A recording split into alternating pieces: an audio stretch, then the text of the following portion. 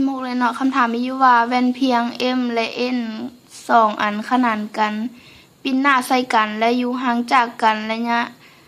AB เท่า D อยู่ระหว่างแว่นทั้งสองห่างจาก M ระยะ SA และ A ที่จุดหุ่ง S อยู่ห่างจาก M ระยะ A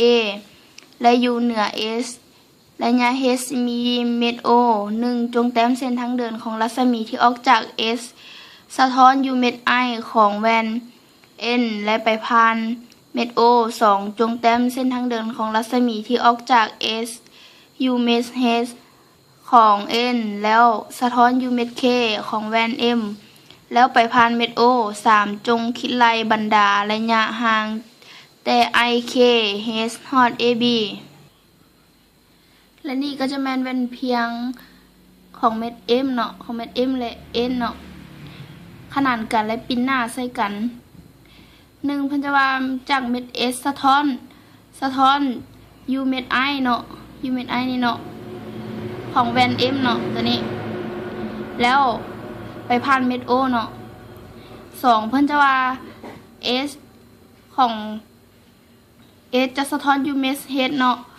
ของแว่น M ตัวนี้เนาะแล้วจะไปผ่านเม็ด K แล้วสะท้อนอยู่และสะท้อนไปผ่านของ U เม็ด O เนาะและนี่จะเป็นสูตรของเม็ดที่เราอธิบายมาข้างนั้นเนาะ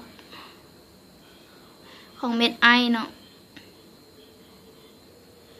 และนี่จะเป็นเม็ดของ H เนาะจะข้างถึงนั้นที่เราอธิบายหู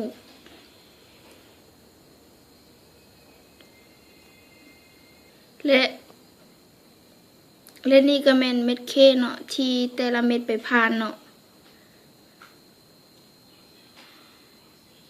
ฉะนั้นข้อนี้ก็จบเพียงเท่านี้ค่ะขอบใจ